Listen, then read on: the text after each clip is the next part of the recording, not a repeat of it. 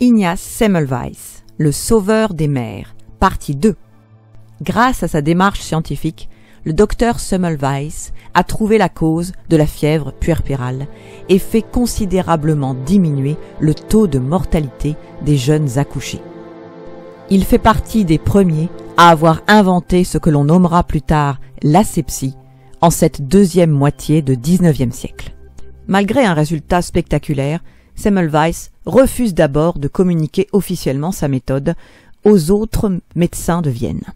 Sans doute savait-il que ses confrères n'admettraient pas facilement qu'ils étaient en quelque sorte responsables, par ignorance, de tant de morts.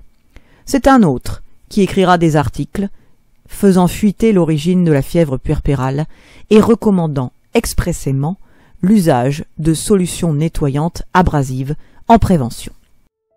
Mais ce protocole de lavage des mains est lourd, en raison de sa durée et justement de sa réaction sur la peau. De plus, à l'époque, des mains sales témoignaient d'un investissement au travail. Il faudra attendre quelques années et les travaux de Louis Pasteur pour que les vertus de l'hygiène, de l'asepsie, commencent à être reconnues. Ignaz Semmelweis est révoqué en 1849. De retour en Hongrie, il est chargé de diriger la maternité de l'hôpital à Pest pendant 6 ans. Sa politique de lavage de mains et du matériel y abaisse à moins de 1% le taux de mortalité, et ses idées sont bientôt acceptées dans toute la Hongrie, grâce même à un décret gouvernemental qui les généralise. Il devint respecté dans tout le pays hongrois. Mais côté autrichien, à Vienne, on lui est toujours complètement hostile. En 1861, Semmelweis publie enfin personnellement sa découverte, 14 ans après l'avoir faite, dans un livre de près de 500 pages, mêlant d'importantes données épidémiologiques, mais aussi des considérations caustiques sur son milieu professionnel, le milieu médical. Les critiques défavorables des médecins non hongrois se déchaînent, auxquelles Semmelweis répond vivement. Il invective ses adversaires lors de congrès et dans des lettres ouvertes.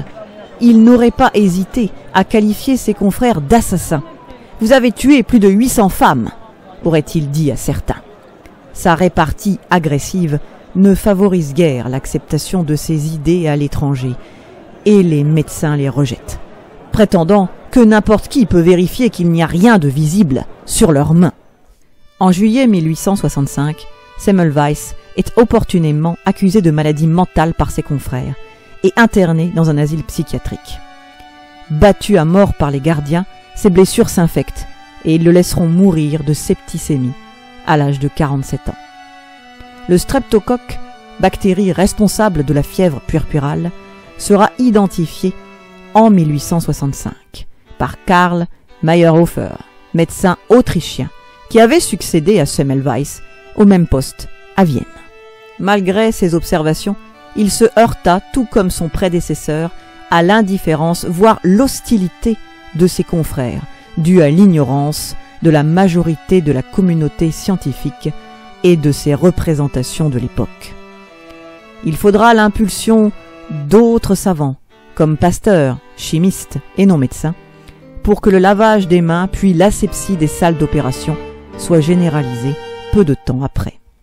Ignaz Semmelweis donnera son nom à l'effet Semmelweis, qui décrit la tendance naturelle à rejeter de nouvelles preuves ou de nouvelles connaissances parce qu'elles vont à l'encontre des opinions, des croyances ou des références précédemment établies, ou comment le progrès scientifique peut être freiné par l'inertie de professionnels bien en place.